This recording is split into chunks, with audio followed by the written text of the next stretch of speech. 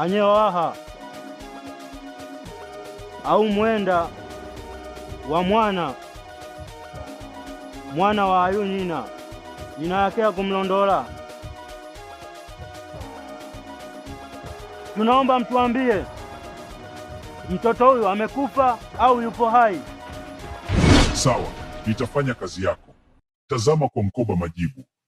Mchawi anaua, mchawi ana huruma.